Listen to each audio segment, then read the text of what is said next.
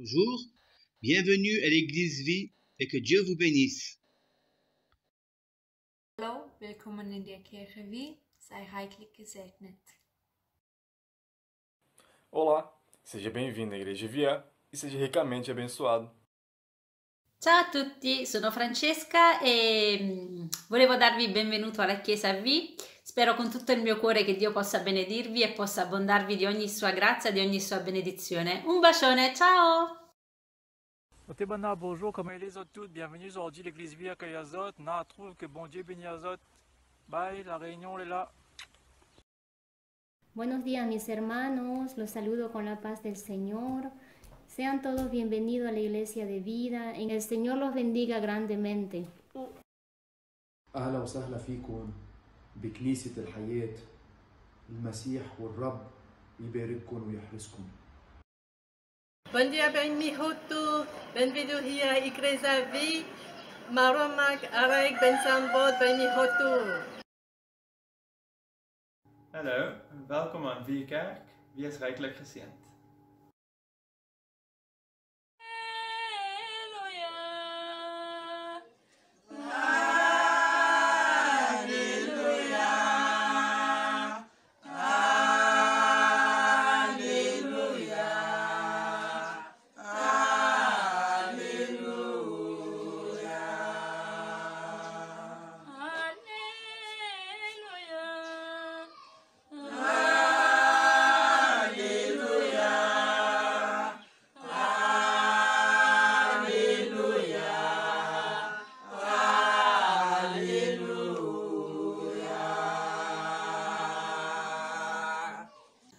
Mbonu pubano bonu, wele bonu nyoni hisi, miana ya mimim, a wele tono nyen.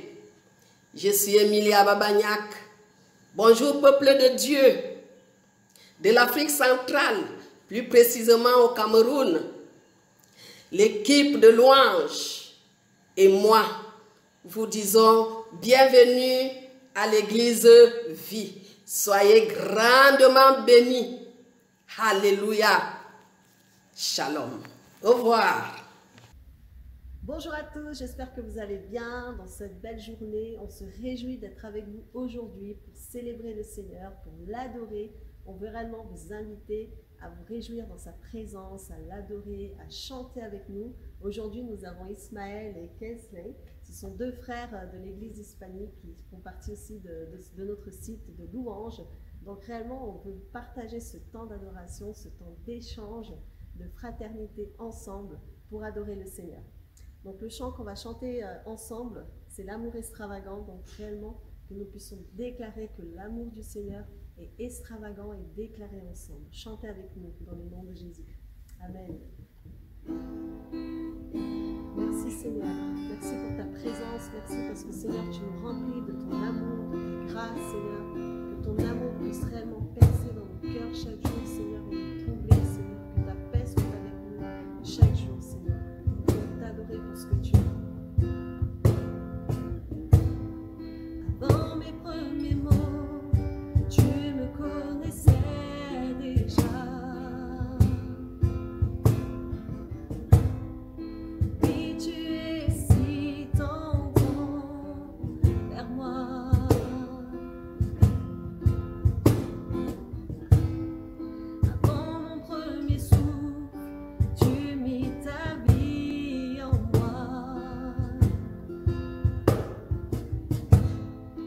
Oui,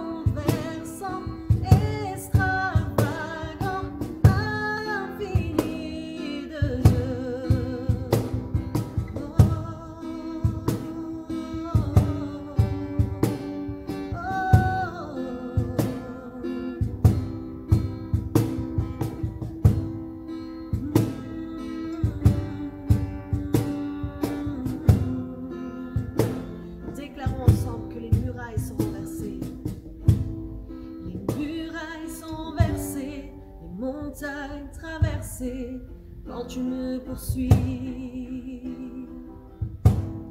L'obscurité chassée, le mensonge fracassé quand tu me poursuis. Les murailles sont versées, les montagnes traversées quand tu me poursuis.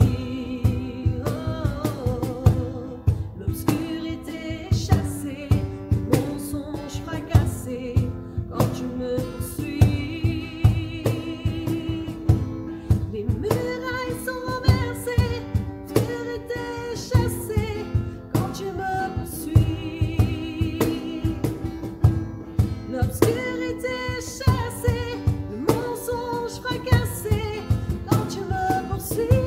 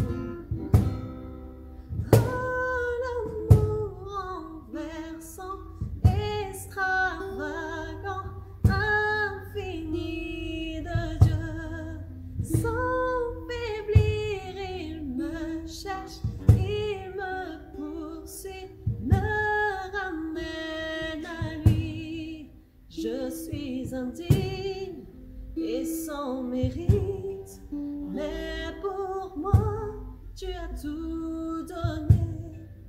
Oh, l'amour renversant, extravagant, infini de Dieu. Merci Seigneur, parce que ton amour nous comble chaque jour, Seigneur, parce que ta présence est avec nous et nous voulons déclarer que oui, nous croyons en toi, Seigneur. Oui, nous savons que tu es présent ici parmi nous.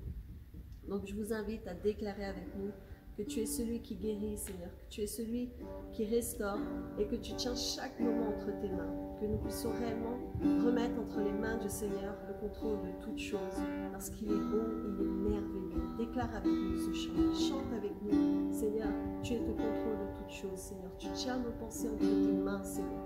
Tu es celui qui agit, Seigneur, dans chaque circonstance, Seigneur. Et nous voulons nous appuyer en toi, Jésus, en toi seul, Seigneur.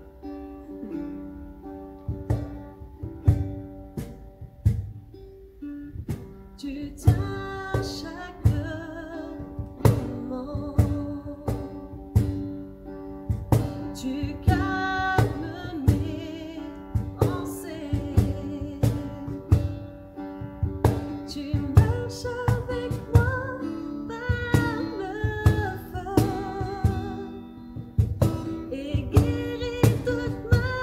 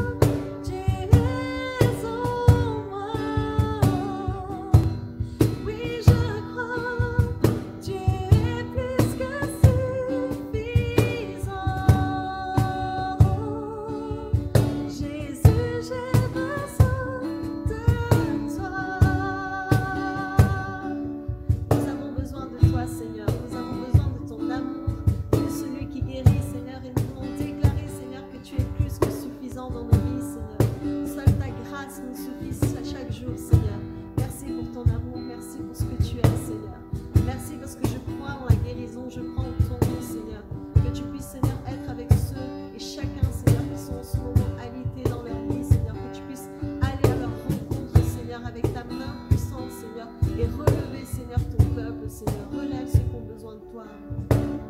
Rien n'est impossible pour toi. Rien n'est impossible. Déclarons ensemble. Rien n'est impossible pour toi. Tu tiens ma vie dans tes mains. Rien n'est impossible pour toi. Rien n'est impossible. Rien n'est impossible pour toi, Jésus. Tu tiens nos vies dans tes mains. Oui, je crois, tu m'as guéri. Oui, je crois, tu es tout pour moi.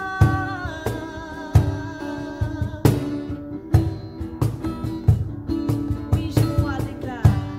Oui, je crois, tu es en moi. Oui, je crois, tu es plus que suffisant. Jésus, j'ai besoin de toi. Déclare. Jésus, j'ai besoin de toi. Nous avons besoin de toi, Seigneur. Nous avons besoin de ton amour. Nous avons besoin de ta guérison, Seigneur. Alléluia. Déclare ton amour. Déclare, Seigneur, nous avons besoin de toi dans nos vies, Seigneur. Tu es celui, Seigneur, qui connaît chacun d'entre nous. Que tu puisses à cet instant, je t'invite à mettre la main sur ton cœur, si tu peux le faire. Que nous puissions réellement chanter ce chant, qui est une prière et qui déclare, Seigneur, viens toucher nos vies, Seigneur.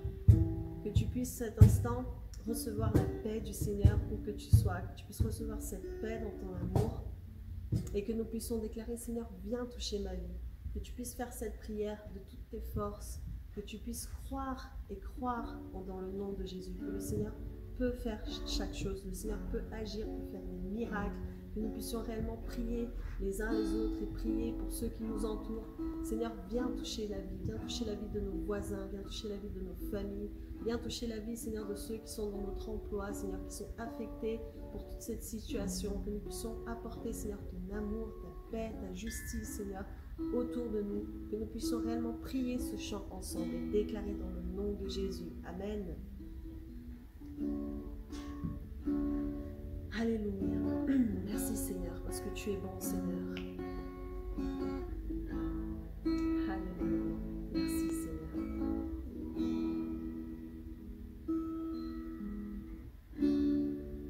Oh, quelle paix dans ces moments, dans le calme de ta présence, quand le bruit faiblit et tu parles à mon âme.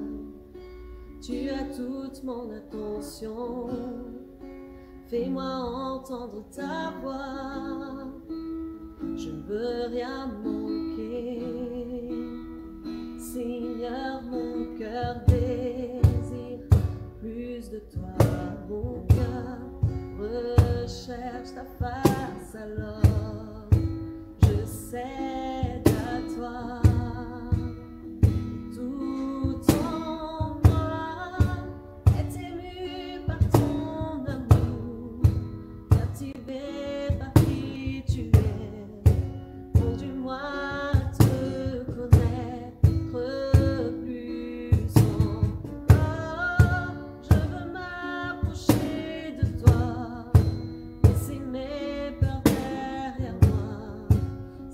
Viens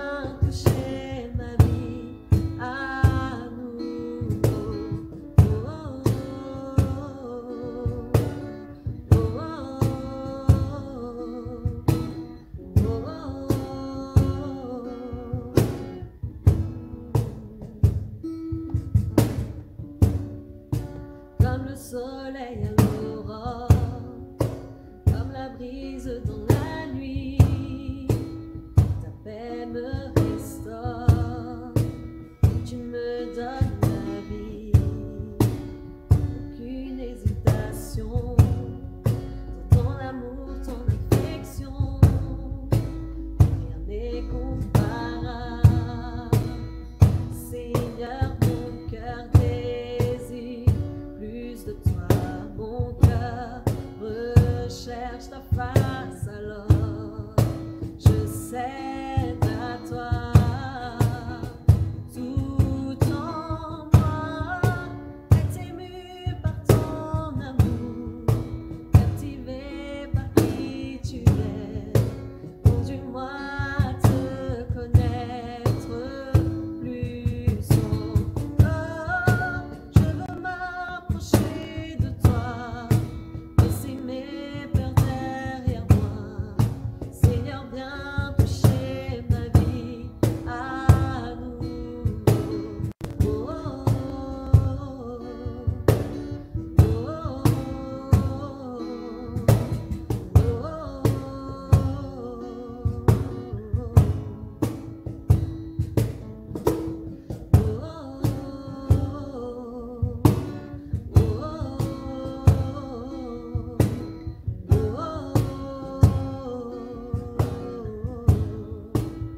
à toi j'ouvre mon cœur, Seigneur.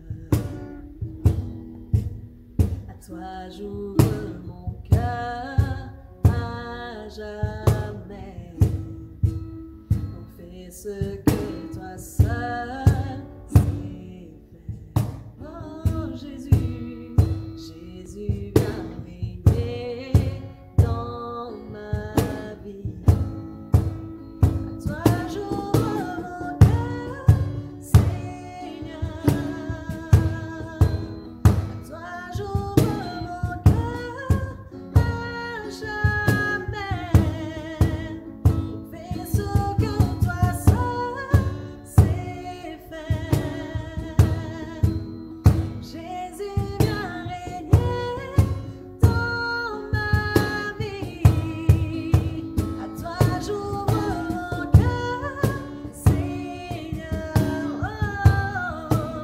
À toi j'ouvre mon cœur à jamais.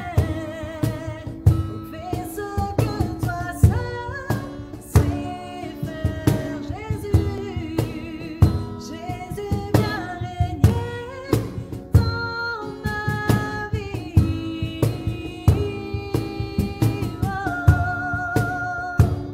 Viens régner, Seigneur, dans nos vies.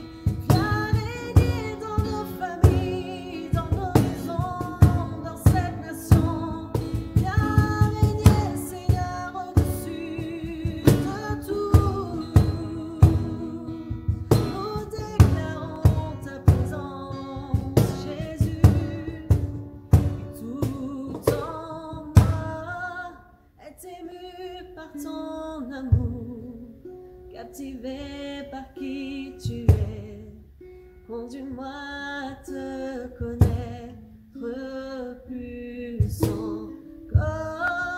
Je veux m'approcher de toi, laisser mes peurs derrière moi. Seigneur, viens toucher ma vie à nouveau. Oh, oh, oh,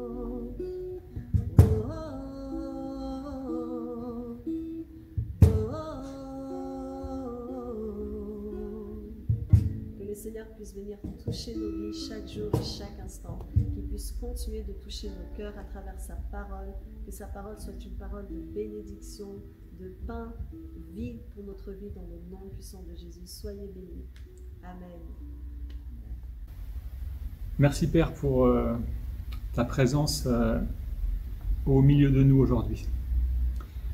Aujourd'hui, nous allons aborder le sujet de la libéralité. Alors la libéralité, la définition du mot libéralité, c'est donner avec générosité. Alors nous allons aborder ce mot de la libéralité dans la Bible, bien sûr, Et pour commencer, en préambule, nous allons lire la prédication de Jean-Baptiste. En Luc 3,2, nous lisons « La parole de Dieu fut adressée à Jean ». Alors, c'est une bonne nouvelle déjà de savoir que Jean ne parle pas au hasard. Il a vraiment reçu une parole de Dieu et cette parole va être donnée aux foules. Que contient cette parole de Dieu adressée à Jean-Baptiste? Nous allons le voir en lisant. « Et il alla dans tout le pays des environs du Jourdain, prêchant le baptême de repentance pour la rémission des péchés. » Et en Matthieu, on lit à peu près la même chose. « Repentez-vous, car le royaume des cieux est proche. » Alors là, il parle de repentance. La repentance, c'est en fait confesser ses péchés et vouloir changer de comportement. Cela veut dire que pour connaître le royaume, il nous est demandé de se reconnaître pécheur, de confesser ses péchés et aussi de changer de comportement. Dans le verset 7, nous entrons là pleinement dans la prédication de Jean. Il disait donc à ceux qui venaient en foule pour être baptisés par lui, là il est surtout question des pharisiens et des sadducéens, alors il leur disait « race de vipères » au pluriel. Qui vous a appris à fuir la colère à venir?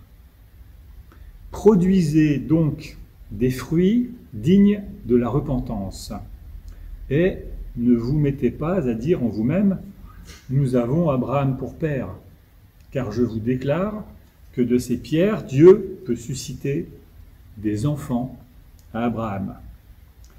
Déjà, même la cognée est mise à la racine des arbres. Alors la cognée, c'est la hache, c'est comme une hache, voilà, qui va être mise à la racine des arbres pour les faire tomber. Tout arbre, donc, qui ne produit pas de bons fruits, sera coupé et jeté au feu. Alors là, on remarque une première chose, c'est que Jean n'utilise pas un langage très diplomatique et pas très politiquement correct, comme on dirait aujourd'hui, vis-à-vis, en tous les cas, des pharisiens, qui étaient le représentant de la tradition stricte parmi l'élite juive, on dirait, aristocratique. Et aussi s'adressait aux sadducéens, qui étaient aussi les représentants du judaïsme dans les cultures romaines et grecques. Alors, nous avons d'un côté une personne qui vient de nulle part, habillée d'un vêtement de poil et d'une ceinture de cuir autour des reins, qui se nourrit de sauterelles et de miel sauvage. Et nous avons de l'autre côté, on va dire, des notables, garants de la tradition juive, versés dans les Écritures et habillés de vêtements précieux, on dirait. Donc là, il y a aussi, de la part de Jean-Baptiste, un message, on va dire, sans compromis, sans chichi, un peu comme ses vêtements. C'est un peu ça qu'on peut constater, qu'il s'adresse aux pharisiens et aux sadducéens sans faire de fioritures. Il va directement à l'objectif. Alors, cette scène, il faut l'imaginer vraiment pleine de contrastes. Jean, aussi, la réponse que les pharisiens pourraient lui formuler par rapport à cette référence au fils d'Abraham. C'est-à-dire que les pharisiens, peut-être, ils se présentaient toujours comme les fils d'Abraham. Donc quand Jean-Baptiste s'adresse à eux, il sait qu'il connaît la réponse. Les pharisiens vont lui dire, écoute, t'es bien gentil, mais nous sommes les fils d'Abraham. Ils se positionnent dans une stature qui est la stature des gens qui savent, les gens qui sont dans les Écritures, qui connaissent les Écritures par cœur. Et là, on a quelqu'un qui arrive en disant, tout ça, ça sert à rien. Ce que vous êtes, c'est rien. C'est rien du tout, parce que vous ne produisez pas des fruits dignes de la repentance. C'est ça le message central de Jean-Baptiste, c'est de produire des fruits dignes de la repentance. Et là, je dirais que c'est la grande différence entre Jean-Baptiste et les pharisiens, en l'occurrence, c'est que, on le voit au niveau du verset 2 que nous avons lu, c'est que la parole de Dieu fut adressée à Jean. Donc ce n'est pas Jean qui parle, c'est Dieu qui s'adresse en fait aux pharisiens. Alors, nous ne voyons pas forcément beaucoup de réactions de la part des pharisiens et des sadducéens. Par contre, on a une réaction de la foule. La foule l'interrogeait, disant « Que devons-nous faire ?» Alors là, c'est intéressant parce qu'il y a une réaction. C'est pas de dire « c'est pas pour nous », c'est de dire « ok, on comprend le message, on veut vraiment se tourner vers Dieu, mais que devons-nous faire ?» Alors la question qui me vient, c'est comment nous réagirions-nous si quelqu'un d'inspiré, comme l'est Jean-Baptiste, venait nous parler de cette façon, c'est-à-dire un petit peu avec fermeté, avec peut-être des mots difficiles à entendre. On a le choix ou d'avoir le comportement des pharisiens en disant « moi, je suis chrétien, je fais partie de l'église Élim, je lis ma Bible, je prie, donc moi, je ne suis pas concerné par ça. » J'ai un peu le discours des pharisiens. Ou alors, j'ai le discours dit qu'est-ce que je dois faire? Et est-ce que je produis des fruits dignes de la repentance? Je dirais que si nous ne sommes pas enracinés en Christ, on n'a pas la possibilité de produire des fruits. C'est impossible. Et si nous ne produisons pas des fruits, la hache va venir abattre l'arbre. Nous ne servons à rien. Nous ne servons à rien du tout. Alors, la réponse de Jean par rapport à la foule qui lui demande « Que devons-nous faire ?» est très intéressante aussi. Au verset 11, nous lisons que celui qui a 2 tuniques partage avec celui qui n'en a point, et que celui qui a de quoi manger agisse de même. Alors là, on voit une réponse qui est inspirée, qu'on retrouvera tout au long des évangiles, avec Jésus, avec ensuite les apôtres. C'est de partager en fait, c'est de partager avec ceux qui en ont besoin. Alors il y a aussi les publicains qui viennent pour être baptisés et qui aussi lui posent la même question. « Maître, que devons-nous faire ?» Jean-Baptiste leur répond « N'exigez rien au-delà de ce qui vous a été ordonné. » Et il y a également les soldats qui étaient là présents, qui lui demandent « Et nous, que devons-nous faire ?» Jean-Baptiste leur répond « Ne commettez ni extorsion, ni fraude envers personne, et contentez-vous de votre solde. » Alors, à première vue, les réponses de Jean ne semblent pas être très spirituelles. Pourquoi? Parce que on s'attendrait à ce que Jean-Baptiste dise écoutez, il va falloir vraiment vous plonger dans les Écritures, il va falloir aller à la synagogue, il va falloir obéir aux lois, mais ça, les pharisiens le faisaient très très bien. Donc c'est pas ça qui est dit. Là, il est dit en fait qu'il faut partager ses biens et partager ses finances pour produire du fruit. Il y a vraiment une opposition entre les pharisiens et ceux qui sont dans le peuple à demander quoi faire. Et nous allons voir par un exemple que, en fait, les réponses de Jean sont vraiment hautement spirituelles. Alors nous allons lire dans Luc 19 l'histoire de Zachée. Jésus, étant entré dans Jéricho, traversait la ville. Et voici un homme riche appelé Zachée, chef des publicains. Donc ça, c'est en référence aussi à la deuxième réponse de Jean-Baptiste par rapport à la question des républicains. Alors on s'adresse à quelqu'un qui est publicain, qui cherchait à voir qui était Jésus. Mais il ne pouvait y parvenir à cause de la foule, car il était de petite taille. Il courut en avant et monta sur un sycomore pour le voir, parce qu'il devait passer par là. Lorsque Jésus fut arrivé à cet endroit, il leva les yeux et lui dit « Zachée, ôte-toi de descendre, car il faut que je demeure aujourd'hui dans ta maison. » Zachée se hâta de descendre et le reçut avec joie. Voyant cela, tous murmuraient et disaient « Il est allé loger chez un homme pécheur. » Mais Zachée, se tenant devant le Seigneur, lui dit « Voici, Seigneur, je donne aux pauvres la moitié de mes biens.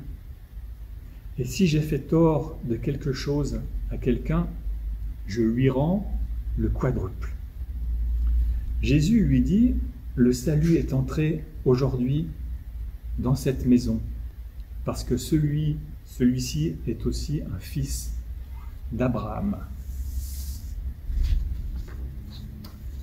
Si on reprend quelques passages de cette magnifique histoire, c'est que Zachée se tient devant le Seigneur et sans que le Seigneur lui demande quoi que ce soit, il va donner la moitié de ses biens aux pauvres et il va rendre au quadruple aux personnes qu'il a lésées. Quelque chose qui se passe chez Zachée. Il y a une révélation de ce qu'est le royaume, en fait. Il n'est plus tout d'un coup attaché à ce qui était sa vie. Il s'en détache, en tous les cas pour une grande partie. Et ça nous remémore ce qui a été dit avant, où il était dit par Jean-Baptiste, n'exigez rien au-delà de ce qui vous a été ordonné. Donc là, il rentre en fait dans cette recommandation de Jean-Baptiste. Non seulement il rentre dans cette recommandation de Jean-Baptiste, c'est qu'il fait autre chose. Il y a les lois du monde, et Zachée, jusqu'à présent, suivait les lois du monde, où apparemment donc, il prenait un petit peu pour lui, voire beaucoup pour lui. Il lésait certaines personnes, donc il avait un comportement qui n'était pas intègre, on va dire. Et Jean-Baptiste lui dit, écoute, voilà, maintenant, tu vas te contenter de ce que tu dois avoir. Et là, Jésus arrive et tout d'un coup l'amène dans une sphère de libéralité, où là, tout d'un coup, il donne la moitié de ce qu'il a et il rend au quadruple. Donc c'est encore un positionnement au-delà de ce que Jean-Baptiste demandait à la foule. Et là, c'est la libéralité. Et là, Jésus lui dit, le salut est entré aujourd'hui dans cette maison. Il y a aussi une association, on voit, entre joie et libéralité. Quand Zachée reçoit Jésus, il le reçoit avec joie. Zachée pratique donc déjà les lois du royaume et plus celles du monde. Nous aussi, en tant qu'enfants de Dieu, nous ne sommes pas de ce monde, nous sommes citoyens d'une meilleure patrie, la patrie céleste, et pour l'éternité. Là, je voulais prendre un exemple. C'est que comment reconnaissons-nous un Italien, Alors moi, je suis d'origine italienne et j'arrive à savoir, à reconnaître assez facilement les Italiens. Pourquoi je reconnais les Italiens? Alors on dit qu'un Italien, c'est un Français de bonne humeur. Donc si je vois quelqu'un qui est assez enjoué, je me dis tiens, il ne peut pas être forcément français. Ensuite, un Italien vit en Italie. Un Italien, il parle l'italien. Il est peut-être né en Italie. Ses parents sont italiens. Il aime la pizza. Il aime les pâtes. Il aime rire. Voilà, ça va un petit peu définir l'identité de l'italien. Nous aussi, nous avons une identité qui nous est propre. Et ce n'est pas celle du monde. Nous avons des caractéristiques qui nous séparent du monde. Et la libéralité, c'est une de ces caractéristiques. Après, il y en a beaucoup. On voit que dans le royaume de Dieu, ce n'est pas le manger et le boire, mais la justice, la paix et la joie par le Saint-Esprit. Nous allons voir maintenant une des exigences de la vie dans le royaume. On le voit dans Romains 12, 2. Il nous est dit « Ne vous conformez pas au siècle présent, mais soyez transformés par le renouvellement de l'intelligence, afin que vous discerniez quelle est la volonté de Dieu, ce qui est bon, agréable et parfait. » Un peu plus loin, au verset 8, nous est donné une autre exigence. Que celui qui donne le fasse avec libéralité. On retrouve notre mot. Paul parle de donner, mais aussi parle de donner avec générosité. Cela implique un sacrifice. Et donc cela nécessite une certaine disposition de cœur. Donner, c'est à la limite facile, mais donner avec générosité, il y a quelque chose en plus. Il y a quelque chose en plus qui nous permet de le faire. Quand nous mettons en parallèle les deux versets qu'on vient de lire, nous remarquons que nous pouvons donner avec libéralité que si nous ne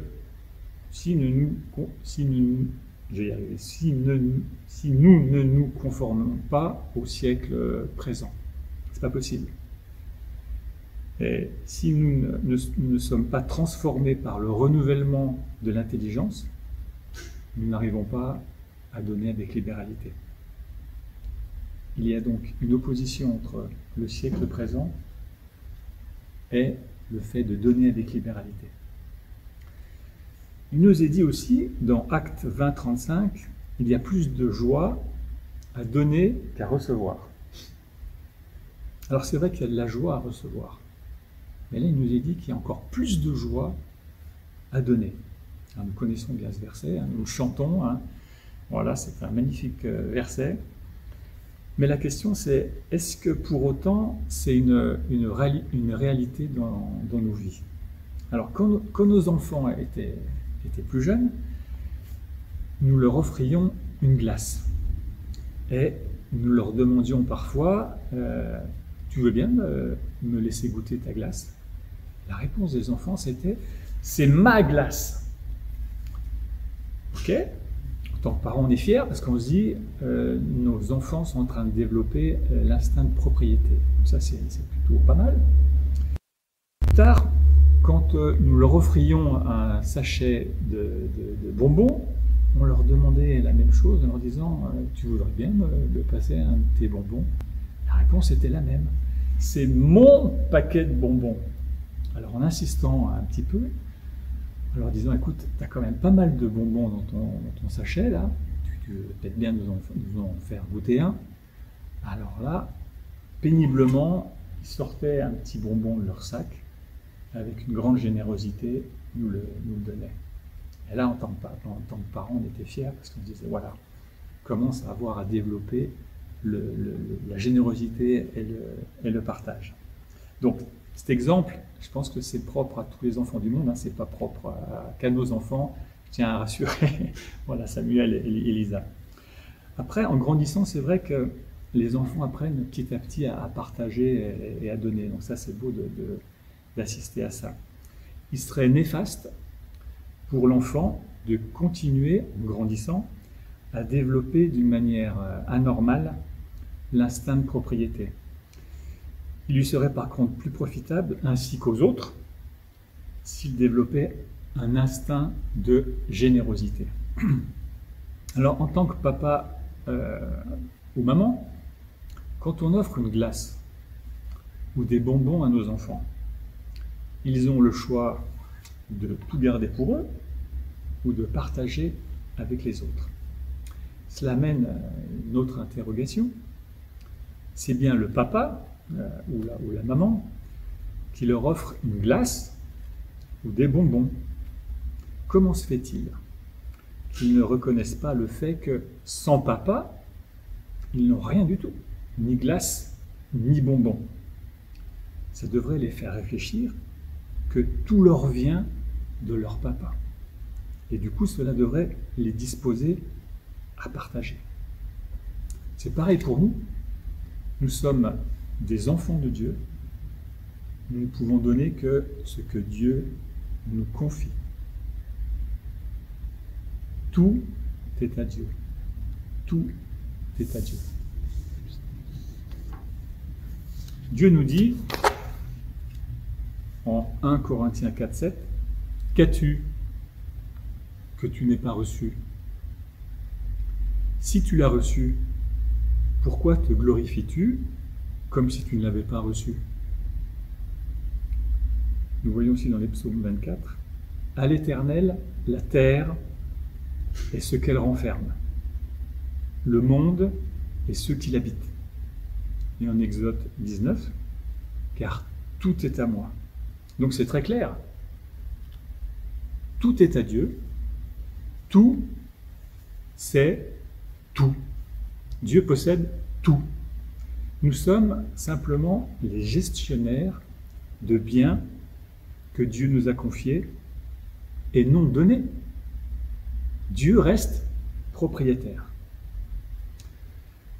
En 2 Corinthiens 9, 8, 10, nous lisons: « Et Dieu peut vous combler de toutes sortes de grâces, afin que, possédant toujours en toutes choses de quoi satisfaire à tous vos besoins, vous ayez encore en abondance pour toute bonne œuvre. » Dieu donc n'est pas limité. Selon s'il est écrit, il a fait des largesses, il a donné aux indigents. Sa justice subsiste à jamais. Celui qui fournit de la semence au semeur et du pain pour sa nourriture vous fournira et vous multipliera la semence. Et il augmentera les fruits de votre justice. Et on voit que Dieu n'est vraiment pas limité. Mais ce n'est pas fini. Il y a le verset 11 qui est dans la continuité de ce qu'on vient de lire. Et au verset 11, il est écrit: « Vous serez de la sorte enrichis à tous égards. » Pourquoi? Pourquoi nous serons enrichis? Pourquoi nous sommes bénis à ce point-là? La réponse est dans la suite du verset 11. La réponse est: vous serez de la sorte enrichis à tous égards pour toute espèce de libéralité, qui, par notre moyen, feront offrir à Dieu des actions de grâce. En fait, nous sommes enrichis pour toute espèce de libéralité. Alors, en fait, Dieu m'accorde la prospérité, non pas pour améliorer mon niveau de vie, mais pour améliorer le niveau de ma libéralité. Donc tout ce que j'ai de Dieu, tout ce que je reçois de Dieu, c'est en fait comme si Dieu nous teste en fait. Je te donne tout et en abondance. Qu'est-ce que tu fais de tout ce que je te donne? Qu'est-ce que tu fais? Est-ce que tu le gardes pour toi, pour tes biens, pour t'enrichir, ou est-ce que tu vas le partager? Voilà ce que ça veut dire.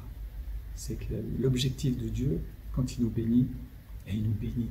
C'est vrai qu'on peut avoir des bénédictions dans notre travail, un super poste, un bon travail, ou un bon contrat. On est une société, on a réussi à attraper un bon contrat.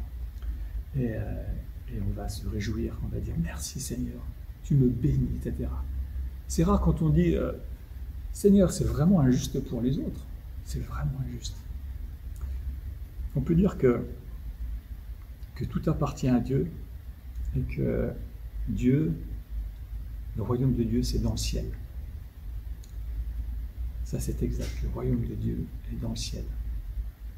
Et en Luc 17, 21, qu'est-ce qu'on dit? Car voici, le royaume de Dieu est au milieu de vous. Donc il est dans le ciel. Et là, il nous est dit, en Luc 17, 21, le royaume de Dieu est au milieu de vous. Donc les disciples proclamaient que le royaume de Dieu est proche. Même Jésus proclamait le royaume de Dieu est proche.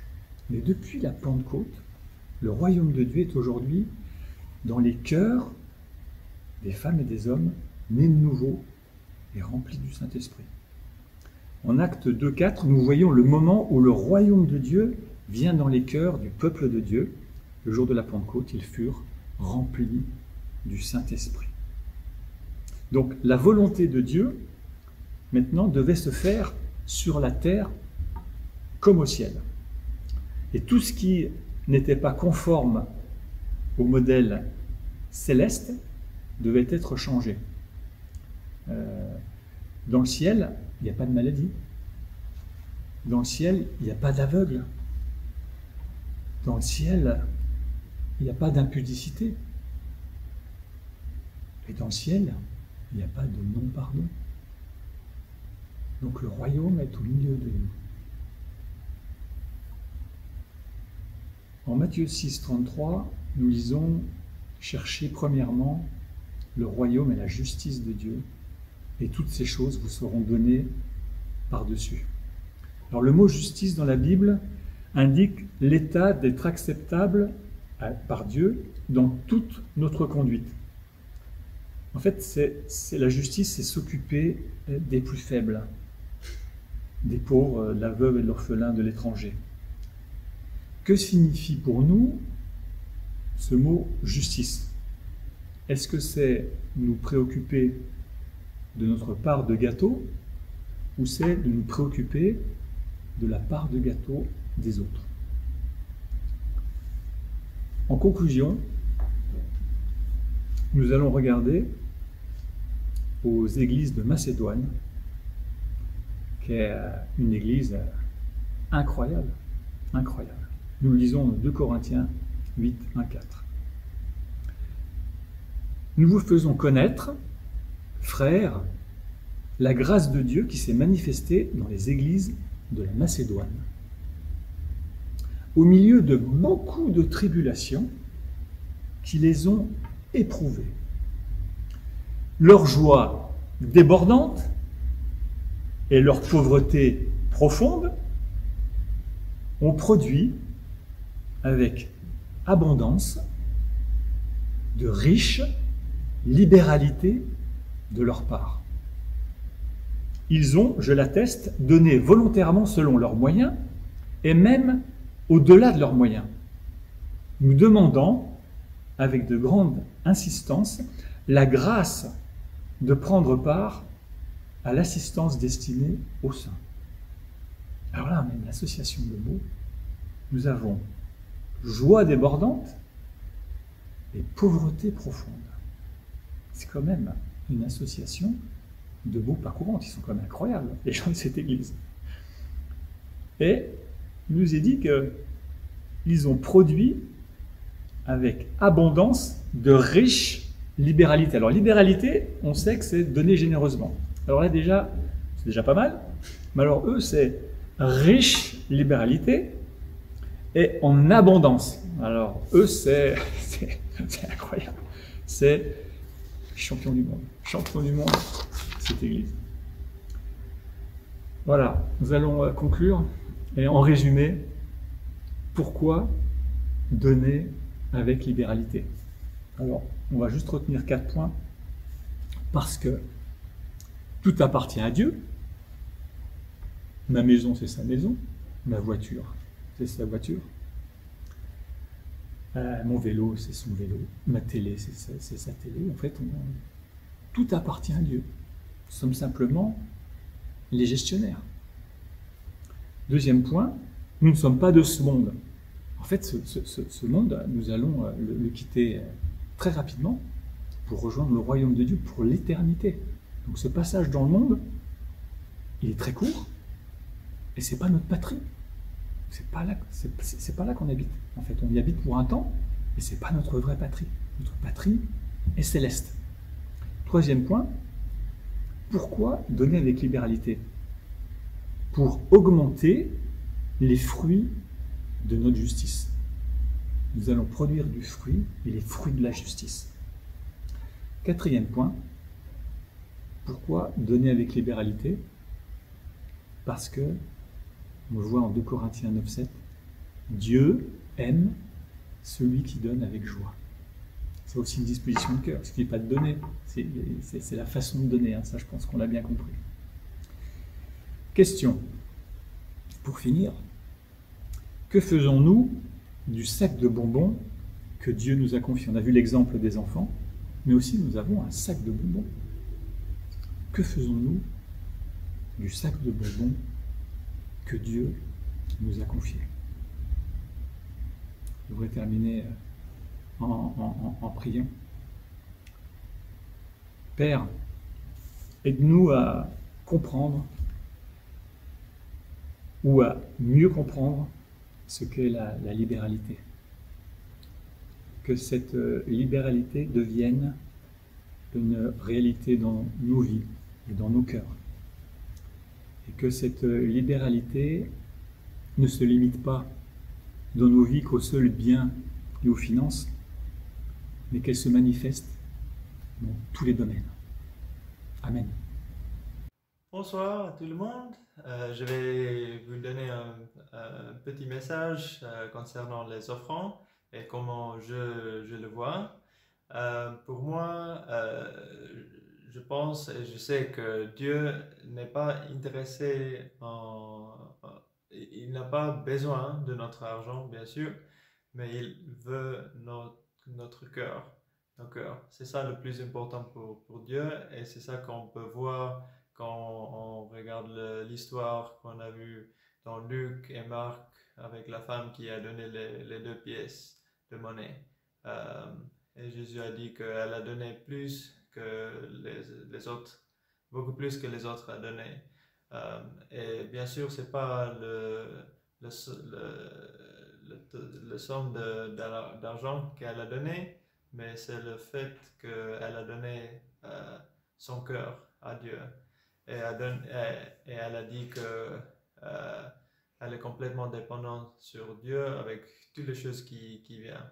Et c'est ça le plus important, c'est nos cœurs et comment on veut exprimer à Dieu que c'est à lui. Et on n'est pas dépendant sur autre chose, sur des autres gens, mais on est complètement dépendant sur lui et son provision dans nos vies. Et le dernier point que j'ai voulu faire, c'est que l'argent ou l'autre chose dans notre vie, c'est très facile que ça devient quelque chose de plus important pour nous que Dieu est dans notre vie. Et ça, c'est le problème qu'on a comme des humains. C'est très facile que ça arrive. Soit c'est les enfants ou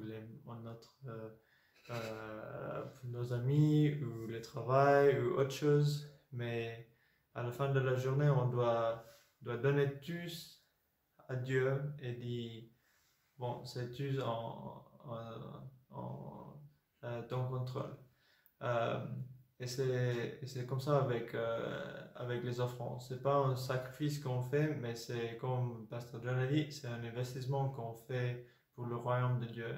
Et on sait que Dieu peut et il veut et il va utiliser cet argent qu'on donne pour grandir le royaume de Dieu. Et oui, c'est ça le petit message que j'ai voulu partager. Merci beaucoup et bonne soirée et bon écoute.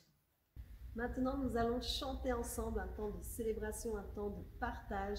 Nous vous invitons à donner de tout votre cœur et à déclarer avec nous que sa grâce, elle est incomparable. Chantez avec nous et célébrez le Seigneur de tout votre cœur, tout en offrant avec générosité, avec amour. Soyez bénis. Au revoir.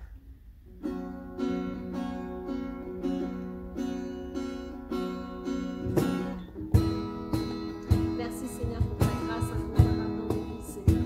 Bénis Seigneur tes enfants, Seigneur, chaque personne, Seigneur, qui donne, Seigneur, que tu puisses bénir en retour, Seigneur, avec les bénédictions des cieux, Seigneur. Alléluia. Qui brise le pouvoir du mal de la mort, qui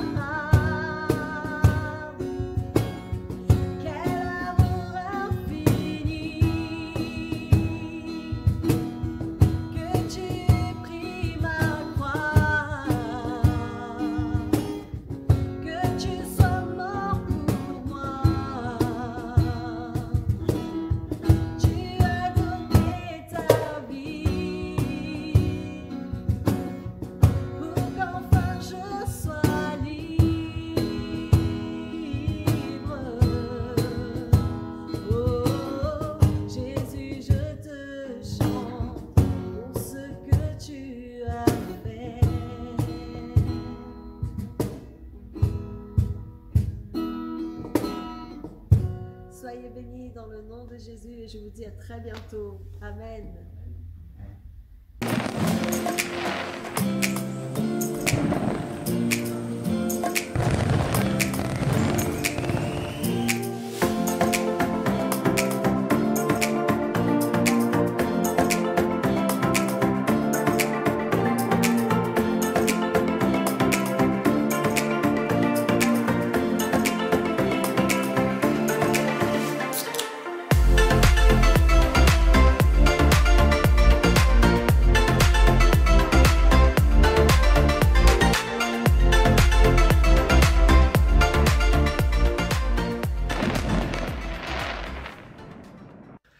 Voilà la fin de notre célébration. Merci à celles et ceux qui ont permis que cette célébration ait lieu encore aujourd'hui.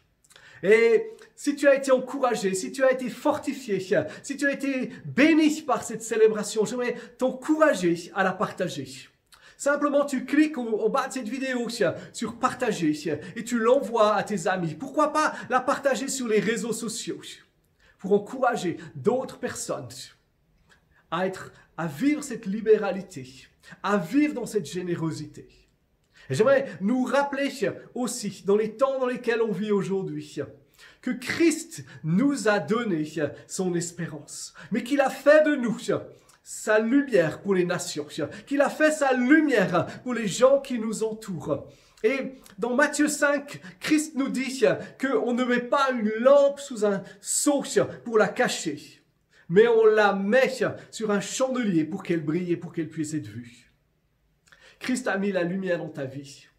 Il a allumé la lumière de la vie, la lumière du salut dans ta vie.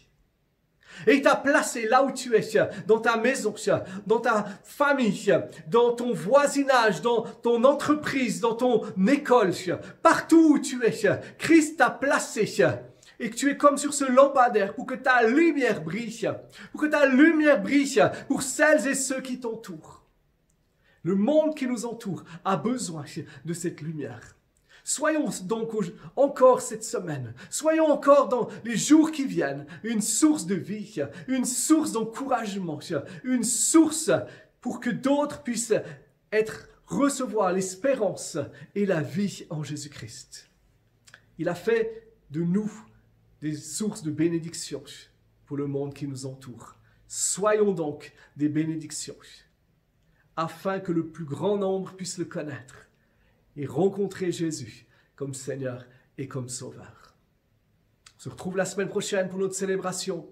Soyez encouragés, soyez bénis richement, mais sois une bénédiction là où Dieu t'a placé.